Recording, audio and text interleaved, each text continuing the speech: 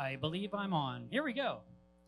All right, so the topic's perfect. I had to prepare for the unexpected. I have another microphone fighting me today. I appreciate you guys coming to hear this presentation. I know it's the end of the day, and you're probably tired, ready to go home and put your new stuff in your aquariums. But one of the things that I feel we never think about enough is being prepared for what can go wrong in your tank and having the supplies on hand to deal with the issue. So what you can do is you can ask yourself a series of questions. What if, and then go through the whole list. And so this slide has some of the things that came to my mind. What would I do if my tank was leaking? Because that is a real thing. I tend to think of silicone in an aquarium being like black magic. It works until it doesn't, and you just never know when the tank's gonna let go. And I've had tanks that lasted 6 years that failed. I had a brand new custom one that lasted 13 months and peed water out the side. So you just never know what's gonna happen, and you have to just basically find the best option to handle the situation. And one of my thoughts was when I had my tank, I thought, well, what if I had a second tank built now and just put in the back room for the day this one fails? And it was a 280-gallon aquarium. So I would be storing a 6-foot aquarium in another room for no good reason, just because one day maybe it'll fail. It's sort of like having a backup car in case your car breaks. We don't do that. So I would like to at least think of, well, what can I do with my livestock if my tank were to leak? What can I put the livestock in, and how can I keep it healthy and alive during the crisis, as well as during the time it takes to get things back on track? Now, other things that happen in our areas can be power outages. Basically, that can happen in the winter from too much cold. It can happen in the summer from too much heat. It can be just something in your neighborhood happened because of something went wrong during construction. It could be a car accident that took out a pole near your home. I mean, there's a lot of different ways things can go wrong. And then, you have no power. What is going to happen to your livestock? Someone recently asked me, have you ever just wanted to take a break from the hobby and just kind of stop? And I just couldn't understand the question, because if I wasn't talking about an aquarium, if I was talking about owning a dog, and someone said, have you ever thought about taking a break from your dog? I would no. I mean, it's a lifetime commitment to that dog till the end of its life. I mean, that's what we do. We adopt a dog and we love it for 15 years or whatever. Same with cats, same with parrots that live 35 years. I mean, there's all these things. And our fish that we have, I mean, I have some fish in my possession from 2004. They're 18 years old, and they've lived through every imaginable crisis that could happen to a hobbyist, and has happened, to many other hobbyists out there as well. So what I do is I try to anticipate what can go wrong all the time. It's not even an OCD or ADD moment. It's more a Boy Scout thing. Because in the Boy Scouts, they taught me, be prepared. And being prepared means being prepared for anything. And there's some things that are beyond my control. There's going to be some things that I will not be able to resolve myself on the spot. But as much as I can resolve, I'm going to do it. Now, the longer you're in the hobby, the easier this whole process becomes, because you keep buying things and upgrading, and you have old stuff that didn't break that you still own. So you have extra pumps, you have extra tanks, you have extra barrels, you have extra nets, you have extra test kits, and all these things on hand. Even dosing pumps. A lot of people use dosing pumps to add their additives, and if one were to fail, you probably have an older one in your stash that you can immediately put into service and keep things going while you deal with the warranty issue on your new, more modern pump. So it'd be good to be prepared in that regard, to have extra equipment. Now, here's something that I preach about all the time, and I know people admit to me that they don't listen, and that's about water testing. And water testing isn't fun. It's a job. It takes 15, 20 minutes to test all your parameters, and I recommend that you do it weekly. Public aquariums test their water every day, and those public aquariums have employees that literally go to the tank, get the water sample, and start testing. Then they go to the next, and they're getting paid by the hour. We don't get paid, but we still have to do the water tests. And I compare it to owning a swimming pool. A swimming pool has to be tested weekly to make sure the water's safe for you to get into it. Well, the same thing with our livestock in the aquarium. If we're not testing the water weekly, is it safe for the livestock? Are we taking care of the needs of the fish and the corals and helping avert disaster by knowing what our levels are? And it's not fun, like I said, but I've made it easier for myself because I bought something called a magnetic stirrer, and I highly recommend it because it makes it more fun. Basically, you have this little device. I plug it into a USB on my computer to charge for an hour or two, and then it's ready to go for like 2 months. I mean, it just lasts forever. And you put your little beaker in there, you put the bead inside, you put your water sample inside, and you just squeeze in the drops. And it's so much easier than holding the beaker with one hand and putting the drops and shaking after each drop and doing this. I love that it just stirs and spins, and especially with a test kit where it says let it stir for, mix for 1 whole minute, and you're like shaking the vial for a whole minute. And like, a minute's a long time. And there was one test kit I bought once. I know I'm going off topic. There was one test kit I bought once that said shake 5 minutes.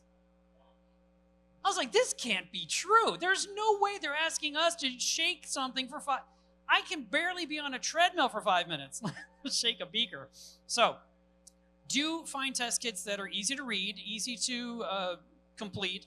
And if you are just using simple things like Elos or Saliford or Red Sea or whatever brand you like, you can use the stirrer. It makes it easier, and it does all the work for you, and I love it.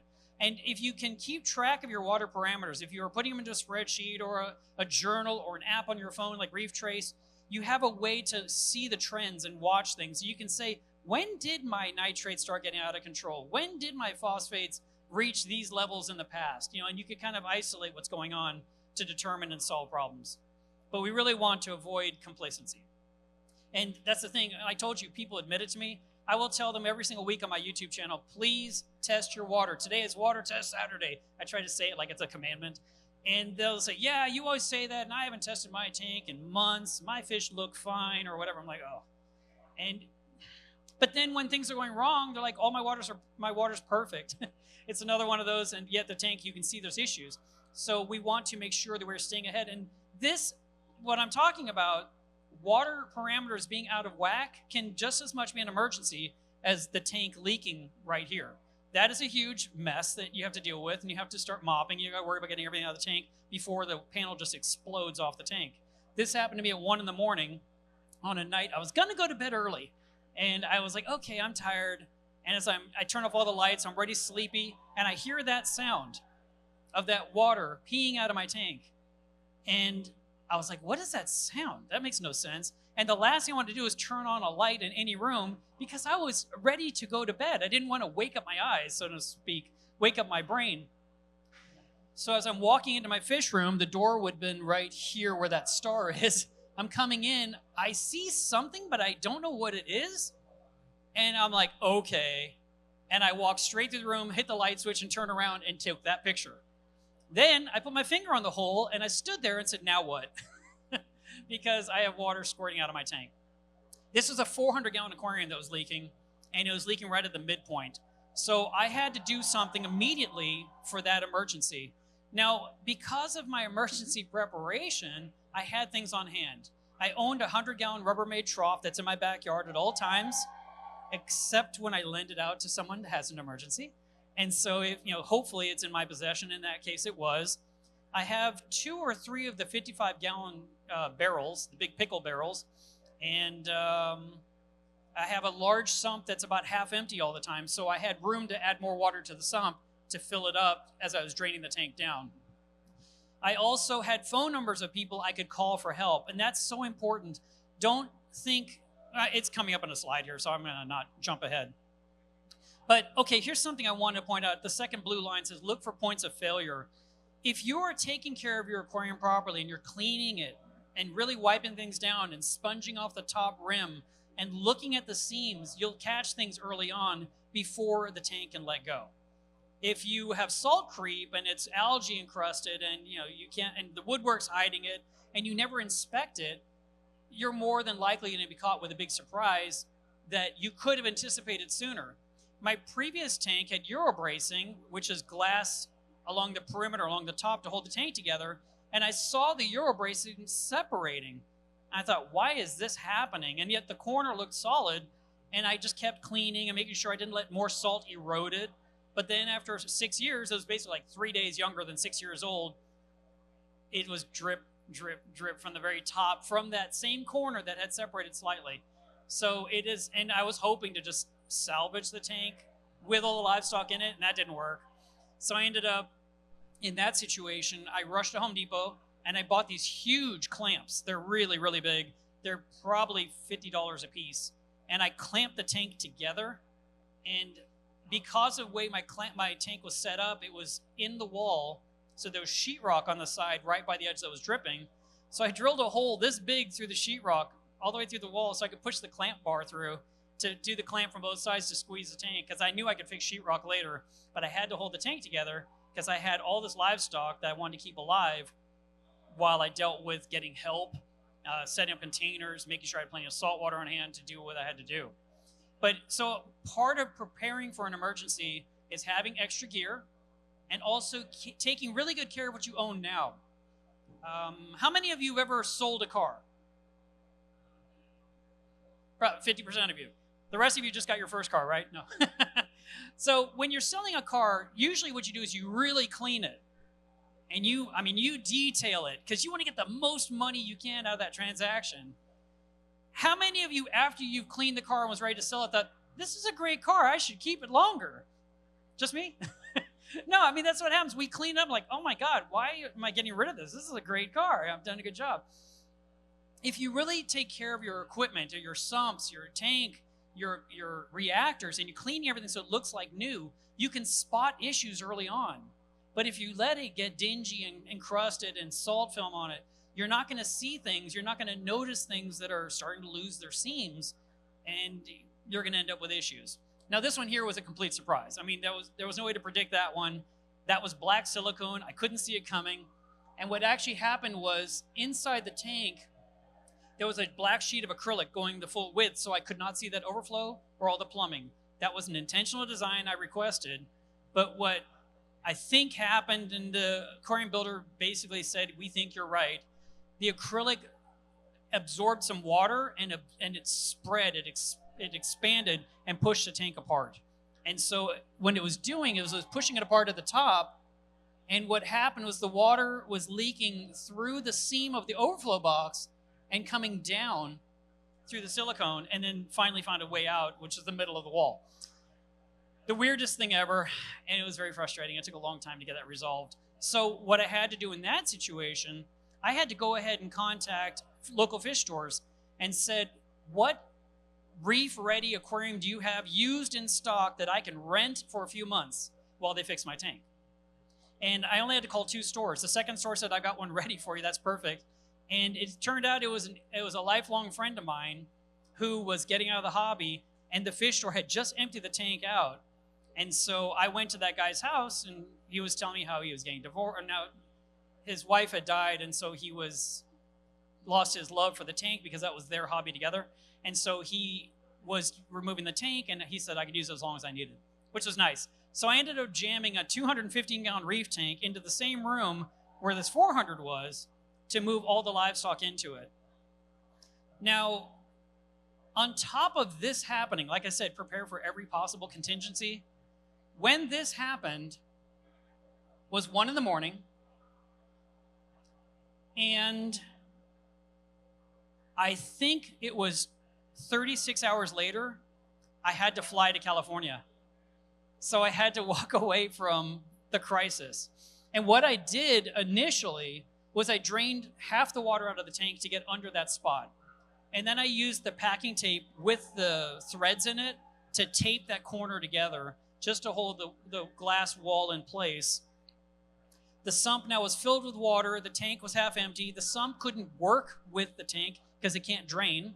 So it was a lagoon tank in a tall tank that's leaking.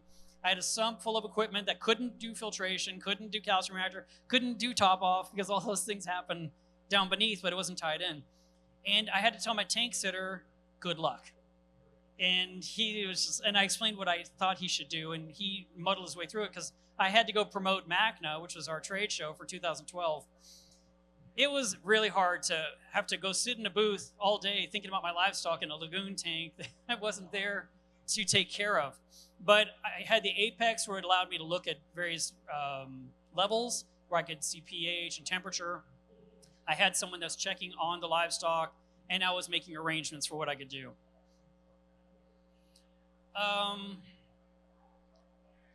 Extension cords and power strips are going to be very, very practical in a situation where you have done such clean wire management when you initially set up your tank. When things go into crisis mode and you have to do an emergency to get things running, you oftentimes will get a generator, you put it out on the back porch, you run extension cord into your house, you put a power strip on there, you start unplugging things from your beautiful wire management, you cut all your little zip tie connections, you remove your Velcro loops, you're doing all this to get all the wires out to plug in the 3 or 4 things that matter the most, which would probably be return pump, heater, possibly the protein skimmer too.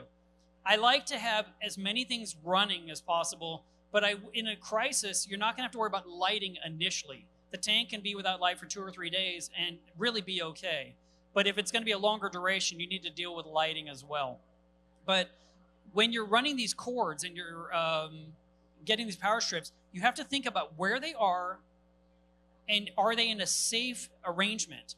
Will water pour into them accidentally because this is not your normal setup? You've got an emergency situation.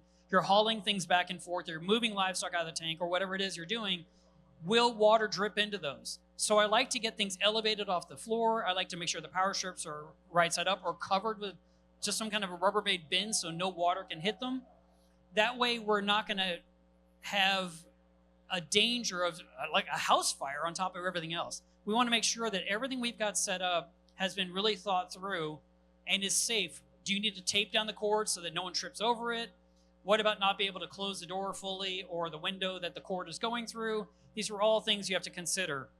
Now, what I did in my own fish room for when I need to use the generator, I actually put in generator-only outlets.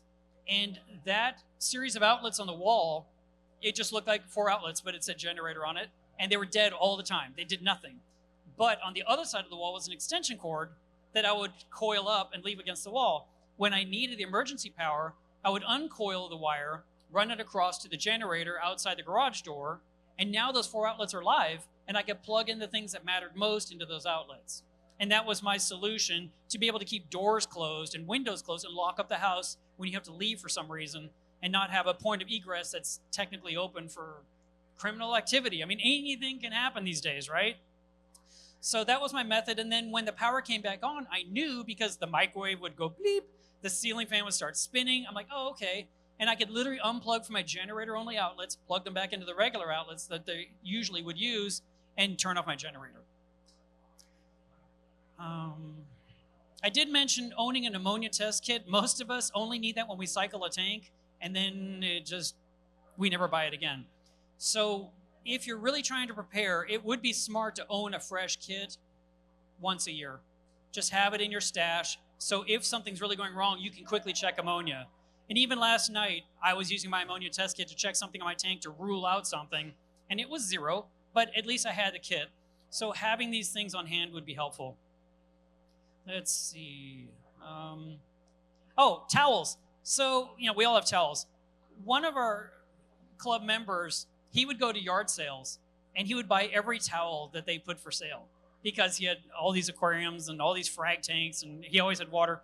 And I went to visit him once, and I went into his frag tank room, and it was walls of tanks, and then there was like these Rubbermaid drawers, like tons of them. And then there was like 10 million towels on top.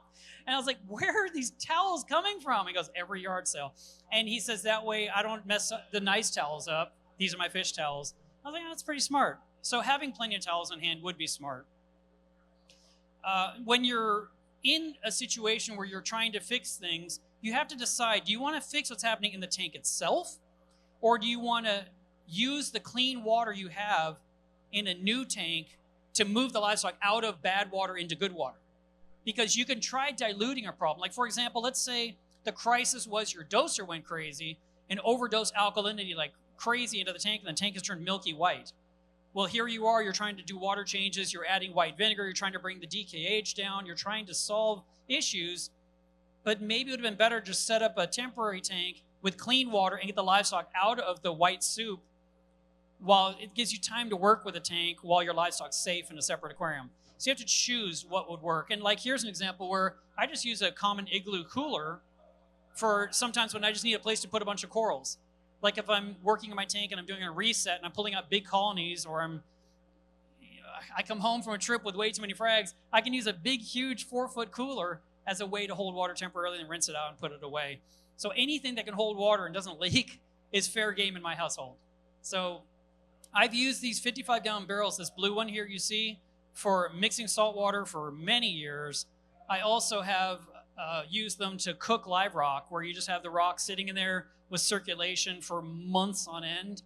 And they're so durable, and they're so inexpensive. I bought my blue barrels off the side of the road. It was like a farm and tractor supply or something, and they just had all these barrels sitting there that were used.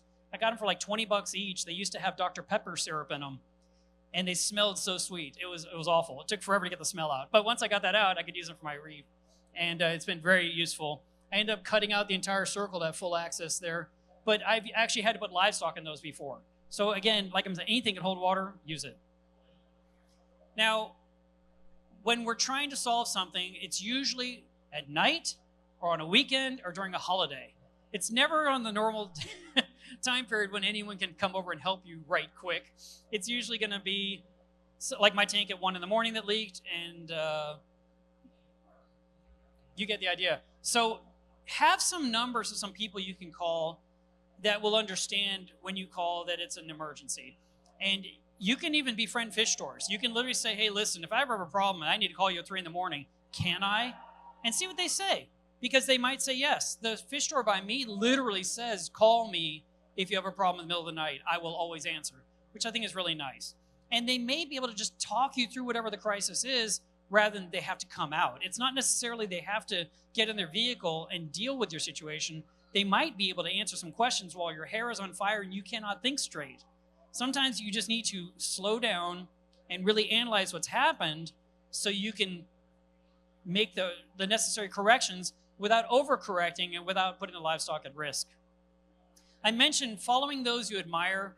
There may be some people with some tanks that look fantastic that you really appreciate. And if you're already following them on Instagram, and if you start, or Facebook or YouTube, and then maybe you chat in the comment field, or you possibly send direct messages to them, that person might be someone you could reach out to when things are really getting tough. They may have some advice. So if you've got someone you follow that has a really good tank, odds are they have a backup plan in mind, and they may be able to help you come up with your perfect backup plan so you can protect your livestock. I keep saying it over and over, protect the livestock, because that's what matters. And it's not a money thing. Last year in February, we had that horrible ice storm that knocked out power for, I think, 20 million people in Texas. And it lasted 4 or 5 days before everyone had power restored. And I think some even waited longer. And you can only do so much to prepare for something like that. That was a huge statewide crisis. And when my generator chose during that failure time, I had no power. My generator decided to blow up. It just went bang, bang. And it was it. Everything went dark. And my house was really cold. It was already 60 degrees in there, where normally it's 72. My tank was running 5 heaters to keep it warm enough, and it was at 76. And I put a post on Facebook and said, I need a generator, but I know everyone needs a generator. 20 million people need a generator. They don't care about an aquarium. But some of my friends reposted and would write their own thoughts. And one of my friends said, my friend has $20,000 worth of livestock in this tank. He needs a generator. And I wouldn't have put a price tag on it. I don't even know if that's even accurate. It's probably less. But he did that, and it ended up, we found someone by 1 in the morning. Shortly, within 30 minutes, I found someone 2 miles away that had a brand new one in a box in his garage, and he had power where he was, and he said I could come pick it up. Now, because of the ice and the snow, it took me 30 minutes to go 2 miles, and then 30 minutes back. It was impossible. And I got home, and I had to build this generator in the dark, in my garage, with a Coleman lantern. You know what that is? It's a gas-powered lantern. And that was my way of putting wheels on it, putting oil in there, and because I didn't think mine was going to explode. I had no idea my generator would fail. That is my backup. So I was able to set one up, and I was able to keep my tank alive when many people lost their aquariums. And many people at this show that are Texas natives, they lost their tanks. I talked to someone yesterday. She said her tanks were so cold, she wrapped them with towels and blankets. And she said it was so cold, she just didn't want them to freeze. And what she was doing is lighting candles under the towels to kind of bring the warmth to the tank, but it didn't work. I mean, everything was down to the 30s, and she lost everything. And a lot of people lost everything. And I just got lucky that I didn't lose my tank because some other people helped me.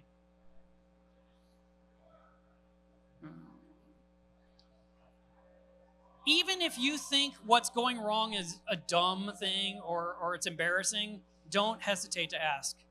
Just be willing to get help. And I have never shied away from saying, I'm dumb, I don't know the answer. I'd much rather get help than be stubborn and take a chance and risk losing what I had because I wasn't willing to ask for help. So go out and ask for that help and tell them whatever it is. And if they laugh at you, you can even say, laugh at me. Go ahead. It's stupid. I'm laughing at myself. But if you get the help, that's all that matters. Now, I talked about before, to analyze, to take your time and think it through.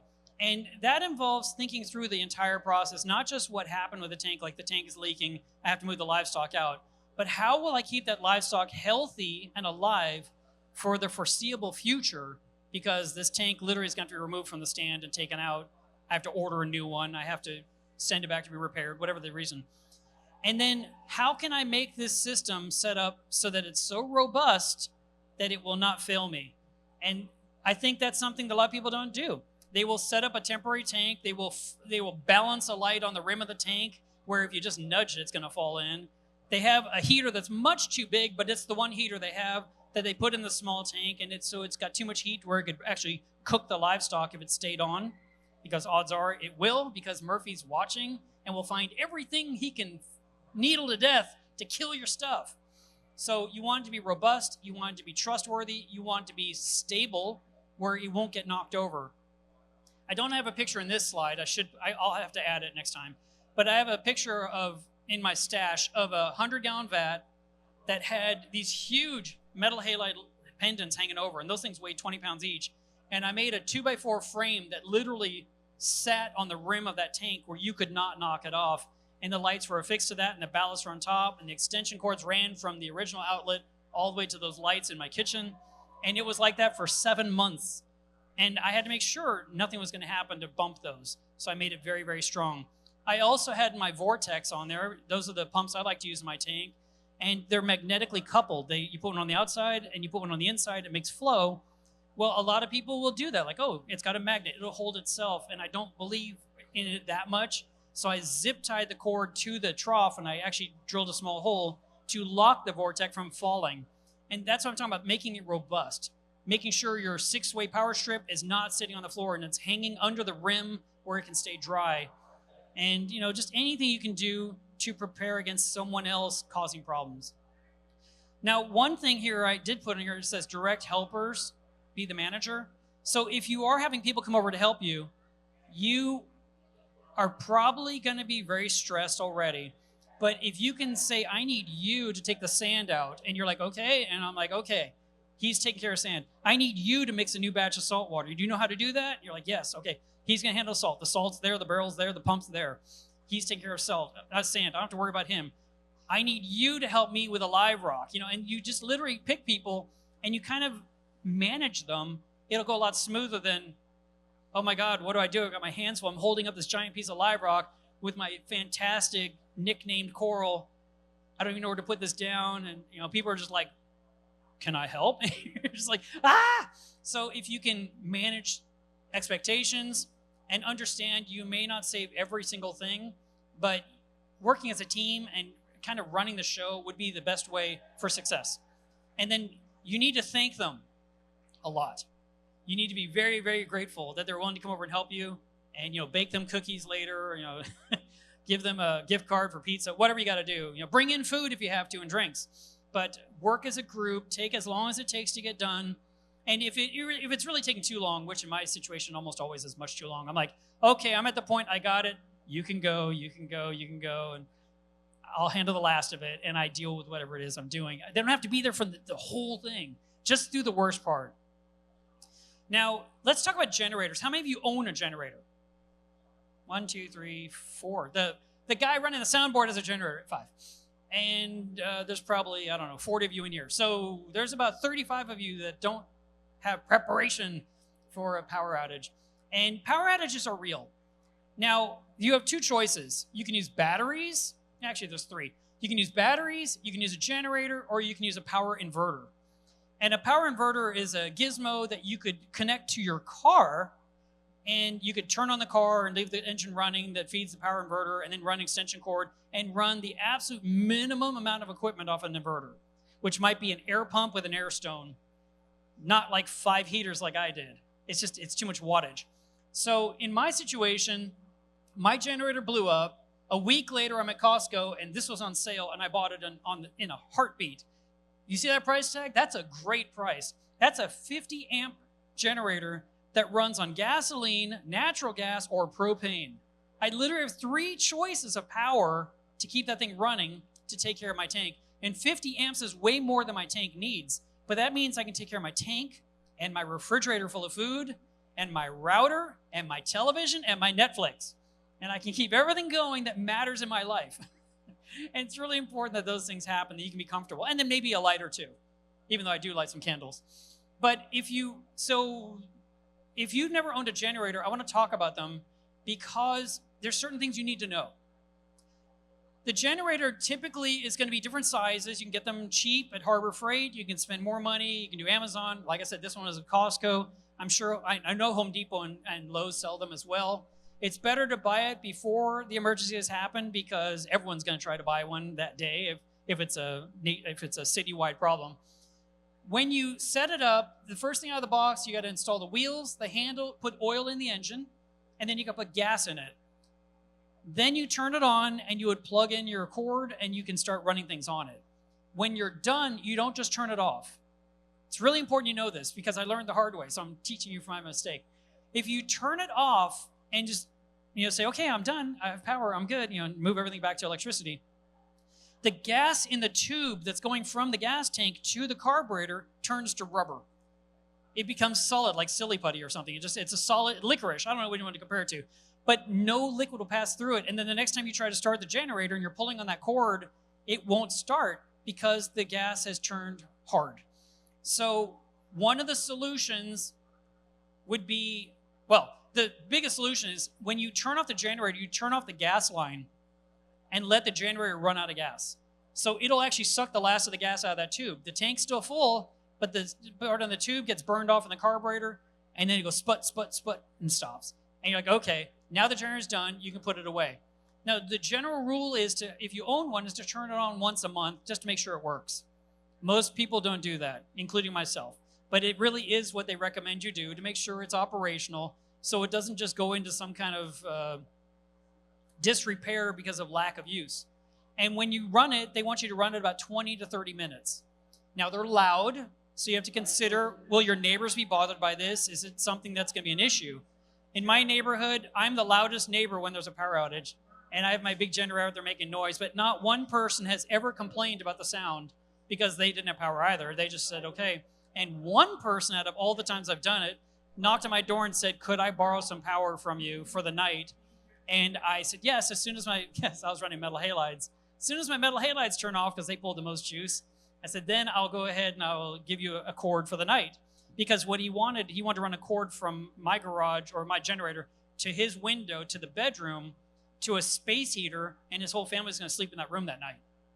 And the next morning when I got up, generator's still running, and I walked out front, and he had my cord coiled up by the generator. He was already done for the night. It gave him some warmth, and he was happy with that. And my tank was safe the whole time. So having one that's big enough that can take care of your own stuff is great. If you can help a neighbor out, it's even better for public relations. You want to do that. Now, this picture on the right is not something you normally see on an aquarium. This happened because of the ice storm. When my generator blew up, before I had my new one, I called Batteries Plus up and said, how many batteries do you have left? And I said, we have all of them. And I was shocked. I thought everyone would buy them, right? So I ran up there and I bought 4 batteries and those little jumper connector cables. And I spent like $600, which is about as much as the generator. But that's DC power. And all of my Vortex and my Vectra pumps are DC power. And I could literally connect the wires from all those drivers straight to that. And that could literally run all the flow in my tank for 24 hours minimum without needing to be charged. And that way I was set. And since then, they're no longer next to my sump. I've moved them to a much better place. I've run some really clean wiring. I've got little inline fuses. It's all fancy. And one day it's going to be a video where I explain it all, because I had a friend named Mike help me set it up who really understands it. And I just kind of was his gopher. I would get whatever he said. I'd buy whatever he said to buy, and we put it together, and it works perfectly, but I can't really explain it properly. So I asked him if he would come on and do a video with me where we can explain the whole setup so that others can mimic it if they wanted to. The benefit of this kind of a scenario is every battery you add to the chain, you could have 6 of them, 8 of them, 10 of them, extends how long it can run. And you recharge them with a trickle charger. That was part of my 600. I bought the trickle charger too. So I'm very comfortable owning this on my tank. And even when I'm on a trip, I know it's going to run for many hours without issue. And then hopefully the power restores. Now, if the power is completely out for like a day, that's when I'm begging my tank sitter, can you run over there and hook up the generator? And hopefully nothing bad happens because I'm not home. You know, you really want to be home when a generator is running. You never want to run a generator inside your home. Just like you would never want to run a propane grill inside your home to like make burgers because of the carbon monoxide. It's a very real danger. And I remember with my generator, I used to get headaches when it was running, even though it was out by the garage door. I guess it was coming up through the eave vents or something, or the attic, or through the crack of the door. That's why I did that thing with the outlet in the sheetrock wall where it was permanent, so everything was sealed. And it kept the fumes, you know, the like car exhaust fumes outside of my home, and I didn't get the headaches anymore.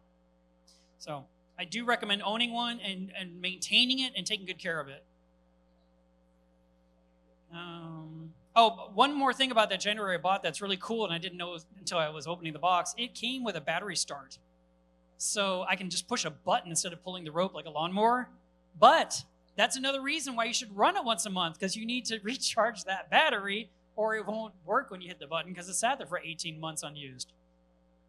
And then I mentioned having flashlights on hand, and you want to be able to control temperatures. So when we're talking about flashlights, it's so you can see what the heck's going on, because you're in a power outage. Usually they're at night. You can't see what you're doing, and you want to be able to get around. You'll also want to be using the flashlight to check on your livestock to see how they're doing. Make sure they're not gasping, that they're not, you know, dying on the sand bed. If things are dying in your tank, you need to start removing the death immediately so that the rest of the livestock can be okay. We don't want to have a domino effect where this death leads to this, to catastrophic failure. And then temperature control would be literally maintaining the temperature of the aquarium. And another time where I had a situation, I had a problem with my air conditioner in the summer, and I don't run a chiller on my reef. My house is always 71, 72 degrees, so my tank is always 76, 77 degrees. But when my house was 86 heading to 91, my tank would have gotten really cooked. So I ended up running up to the local 7-Eleven and buying those big bags of ice. And I would wipe them off with a towel, and I'd put them inside a clean, unscented trash bag, and I floated those giant bags of ice, and I used about $80 worth of ice that day. Did this one, it melted, it turned to a bag of water, took it out, put another bag of ice in there, and I did that, and my tank never got over 79, even though my house was 90. And that worked for that day while the guys were working on the AC, and I was like, hurry up. Because I was miserable, and they were all comfortable because they were up near the unit where it's all blowing cold air. But you want to make sure you're always keeping track of your tank. And then finally, as we're wrapping this up, dosing to correct a parameter is the smartest thing you can do when something's really wrong.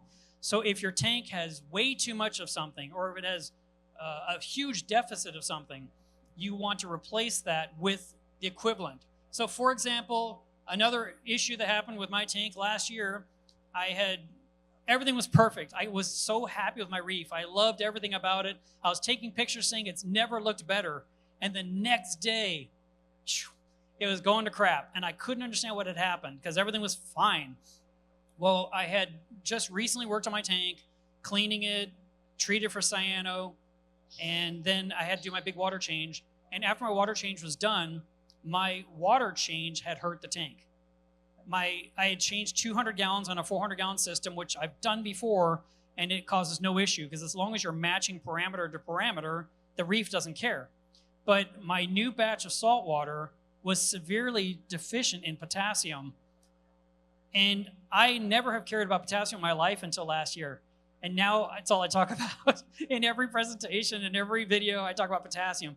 So just so you know, generally speaking, we say calcium should be 375 to 450. Potassium is supposed to be 400. That's a huge number. We're not talking parts per billion here anymore. We're talking about ppm. It's as an important a element as calcium, as magnesium, as alkalinity. It's a very important one that very few people own. How many own a potassium test kit? 1, 2. I saw a finger. That's it? Okay. I have one too. But I didn't before this. For 23 years, I never cared about potassium. But when I sent my water off, because I could not understand what's happening to my tank, because it was just slowly dying, slowly, day after day. And I was like, what do I do? What has changed? And I'm trying to figure it out. And I was like, was it the treating, ChemiClean, or, whatever product I'm using? Was it, what was it? And I never thought the salt water, because I've been using that brand of salt for 5 years. Never had an issue. They print on the barrel what the elements are, so you're guaranteed, promised, this is what you're getting. So when I sent off an ICP sample just to find out what was going on, I didn't believe the numbers. I literally didn't believe them. So I sent off 4 more ICP samples to verify that number, and I overnighted them because I didn't want to wait a week for the answer. I wanted the answer now. I want to mail it today, and tomorrow you tell me my answer. And they did, and I discovered my potassium was 199 instead of 400. And I had beautiful acan colonies, chalice colonies that were green and orange that turned bone white. There was not one trace of color in them. I had other green corals that turned brown.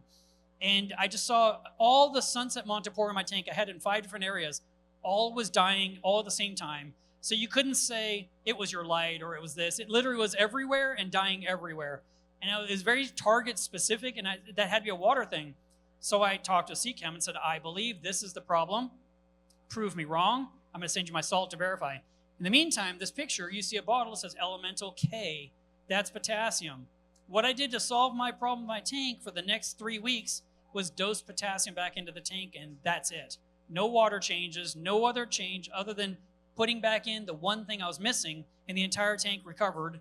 All the corals that were bone white got their color back over time, and they look much healthier now. And I did, like I said, I lost some corals I had to replace. But I have some corals. Matter of fact, when this happened, I was so upset that I was losing stuff, I had to stand back, look at my reef, and say, 50% of my reef is okay. Yes, I'm upset that I've lost this, and those, and that's not right. But 50% doesn't care at all. The fish are still swimming, the hammers were fine, the frogs fine, the Duncans, all that was fine. So I had to just say, okay, let's be realistic. You're not losing everything. You're having definitely a problem for a specific subset. And by putting in just the one thing that was missing, I solved the problem in my tank. And I dosed it in this order. The first bottle, which is a liter, I put in 500 milliliters day 1 and day 2. The bottle was empty. Then the next day, I put another bottle on there, and I did that one 200 milliliters a day for 5 days. And then the next bottle, because I had to keep ordering bottles because I kept using them up, and I was testing to see where I was at. I didn't want to overdose. And then the third bottle, I was dosing 100 milliliters a day for 10 days. And after I put 3 liters of potassium back in my tank, my number was back to 435. Corals are doing well. So you can correct parameters through dosing. Now, if it's an overdose, like I mentioned earlier, where someone's doser puts in all the alkalinity solution at once, and this happened to a couple of people, specifically one person, the doser went crazy. Another person had their doser connected in her cabinet of her tank with a command strip, which is that sticky tape, and it fell off because gravity is always pulling. And when it pulled down, the doser fell down, and the solution through gravity siphoned into her sump, put all the solution into her sump, and she had a massive alkalinity spike, and she was losing a lot of corals. In that situation, you have to dose something else to solve, and that would be white vinegar, because you want to bring the alkalinity down. So you have to decide, how am I going to solve this crisis?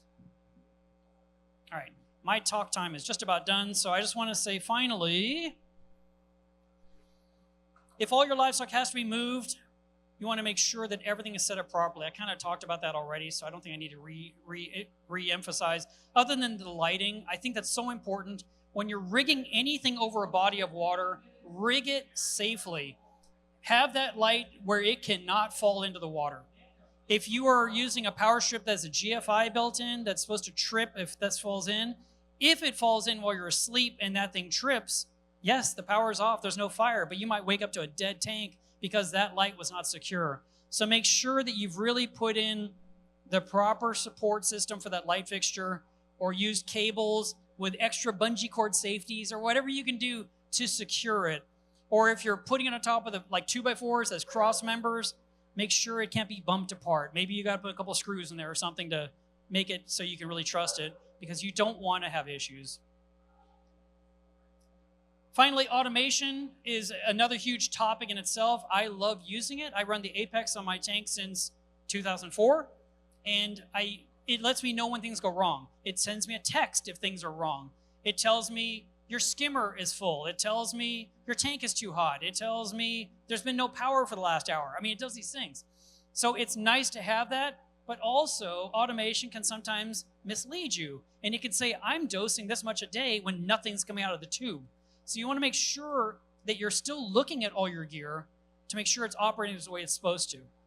When it comes to dosing, the tube that each solution comes out of can clog up, and the dosing pump can still be spinning, and you see there's liquid in there, so you're thinking, I have plenty, but you never realize your numbers are going down because you're not testing your water weekly, and your automation saying, I put in this much today, and it's not doing any of it. So by water testing, by inspecting, by verifying your automation, you can definitely correct things before it becomes a problem. And that's it. Thank you very much for your attention, and I'd be happy to answer any questions for you if you like, or you can go out there and win some stuff. I don't know what you want to do. Yes?